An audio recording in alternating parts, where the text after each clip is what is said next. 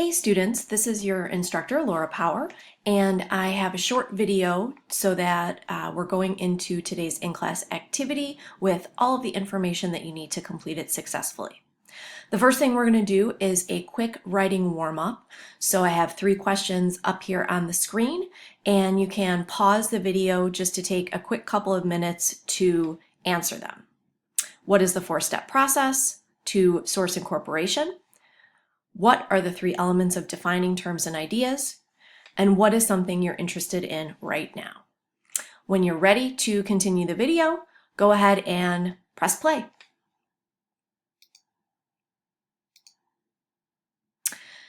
Hopefully, during your warm-up, you indicated that these were the 4 steps that we use to incorporate a source. Introduction, citation with that little crumb in text, an explanation and connection, and then a full citation, the whole cookie, on a works cited page. We're going to practice doing that today to explain a terms, which is where the idea of defining terms from the other day's lecture comes in. What we're going to do is choose a term, any term you want, and you're going to explain it using all 3 levels of definition: formal, extended, and contextual. Now, I know that we didn't really get to talk too much about contextual definition, so I wanted to talk to you just a little bit about that today. A quick refresher on the extended definition. Remember that you take the formal definition, which is the thing itself, the class it belongs to, and any distinguishing characteristics, and then you add on additional information, maybe the parts of that term, a little bit about the background of the term itself, maybe the etymology or the root of the word. You may talk about how it's used, and you might compare it to other things within that same class. So all of that is extended definition. That's the second part of our pyramid of defining terms. The third part, though, is the contextual definition. And this definition portion focuses on the author's understanding of context surrounding term and refers to specific historical or contemporary examples. So this is when you really look at the context. What happens in the history of this word? How has it been used historically? What has led up to it? As well as your own understanding of this term and how it's used and how you personally understand it. Now, in order to get to that personal definition, you may use something called figurative expression. What I have here is an explanation of what democracy is by the writer E.B. White. E.B. White wrote a lot of children's literature. Charlotte's Web and Stuart Little were 2 of his famous books. And in the 40s, the War Board, because we were in the middle of World War II, asked him if he would define democracy. So here's his definition.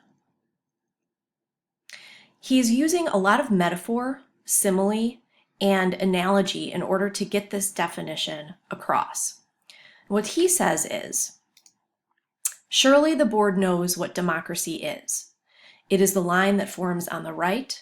It is the don't in Don't Shove. It is the hole in the stuffed shirt through which the sawdust slowly trickles. It is the dent in the high hat. Democracy is the recurrent suspicion that more than half of the people are right more than half of the time. It is the feeling of privacy in voting booths, the feeling of communion in the libraries, the feeling of vitality everywhere. Democracy is a letter to the editor. Democracy is the score at the beginning of the 9th.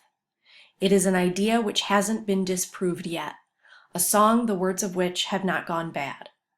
It's the mustard on the hot dog and the cream in the rationed coffee. Democracy is a request from a war board in the middle of a morning, in the middle of a war, wanting to know what democracy is. Now, it's really interesting because these are very personal things that he's talking about, but he also mentions very specific contextual things: rationed coffee, cream in the rationed coffee. During the Second World War, people didn't have access to everything they needed. So they were forced to ration things. And White talking about rations points to a specific historical thing, something that's going on right then in his world. So that kind of analogy, that kind of metaphor can be used really beautifully when you are describing something that's personal to you. So now let's talk about our activity. I'm going to go through some of these ideas and I'm going to show you how you might think about them.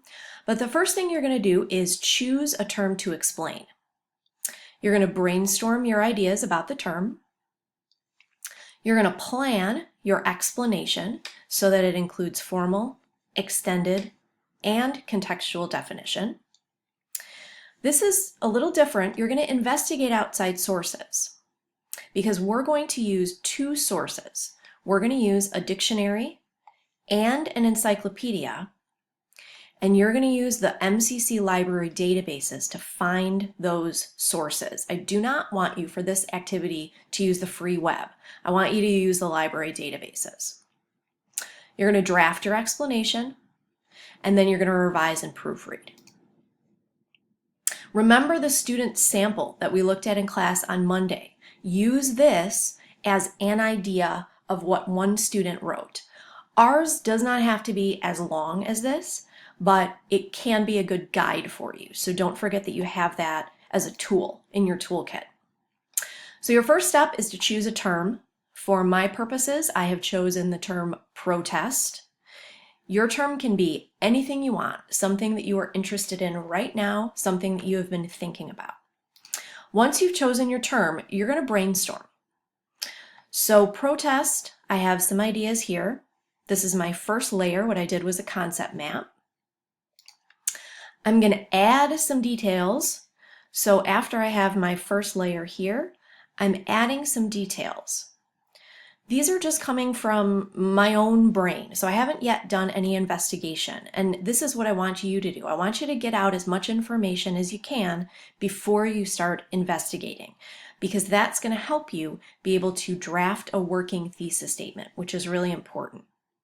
So now, based on all of this brainstorming that I did, looking at different types of protests, whether they were marches, whether they were political, the types of people that typically have been protesting in recent history, as well as in the past, different things, different actions that have been taken. What I did was take all of this information and I drafted a working thesis statement. And that's right up at the top. My working thesis is a protest is an act of bravery that can bring people together. I'm probably going to change that after I start to do my drafting, after I do a little bit of investigation, but that's where I'm going to start. The third step is to plan. So I took all of my brainstorming and I started to organize it. I also indicated where I can use some outside sources, because remember, I need to use a dictionary and I need to use an encyclopedia. And I'm going to be using the MCC library databases to find those. So in my plan here, I have a little note to myself of where I might incorporate the dictionary definition, where I might incorporate an encyclopedia, and where I might put in my personal details, contextual details, and probably some of that figurative expression, like what E.B. White was doing. So that's my plan. My fourth step now is to investigate. So what I'm going to do is go into the library databases. The library's website, when you pull it up, you're going to click on this databases right over here, and then you're going to go to A to Z databases. The A to Z databases gives you a list of all the databases that we have access to as a part of being a student here at MCC. Information in these databases is behind a paywall, which means that it's not available on the free web and it has been vetted. It's going to be a lot more credible than much of the information that we find on the free web. So we're going to start here. And what I'm going to do is recommend to you a couple of reference collections. The CQ Researcher is a good place to start, or the Credo reference. That's another good place to start. So we're going to start there at the Credo reference collection. If you're off campus, you may need to, for the very first time that you open up the database, you may need to enter your MCC credentials. So just use your username and password, the same thing that you use to get into MyMCC. And then per use of the databases off campus, you should only need to enter that credentials one time. Credo Reference is a really terrific collection of dictionaries and specialized encyclopedias. It's kind of like a supercharged Google. And because it's behind a paywall, everything has been vetted, it's been written by experts, it's been collected and peer-reviewed by people in the field. So what you're getting is quality information. So what I'm going to do is search for protest. That's my term. And I want to see what I can find. I want to see if I can get that formal definition, if I can find a little bit of information on anything that I want to fill in terms of contextual stuff and my extended definition. As I start to scroll down, I'm going to probably see a lot of things like war protests, that have been done through art, which is also really common. And then I have one definition in the American Heritage Dictionary. I have the Merriam-Webster Dictionary, so that's where I might be able to find my formal definitions. They're very short. The formal definition, remember, isn't terribly long. I've got a lot of dictionary definitions here, and look at this. I have a political dictionary, the anti-capitalist dictionary, so that might be kind of interesting to add in terms of my formal definition. Then I also start to see things like the sociology in World of Sociology, which is a specialized encyclopedia. So that's kind of interesting, and that might actually give me some really good information. Okay, now once I find something that I'm going to use, and it may take a little bit of time. Let's look at this one. So the NAACP, the National Association for the Advancement of Colored People, the NAACP is an active political group, civil rights group, and they have been for years. So this article is about a protest that they did in 1917. If I wanted to get a little bit of historical information, I might use this one. Now, the nice thing about these databases, especially for us as we first start to do what we're going to do today, which is our 4-step source incorporation process, all of these databases somewhere on the page, whether it's at the top or like this one at the bottom, they give us the citation, which is exactly what we need. So all you need to do is copy it and paste it into your works cited page, which you will be creating, but it's all right there, which is pretty fantastic. Now, once you've done your investigation, you're going to start to draft. You're going to use your own ideas, your 2 sources that you find from the library databases, and you're going to capture all 3 elements of that definition.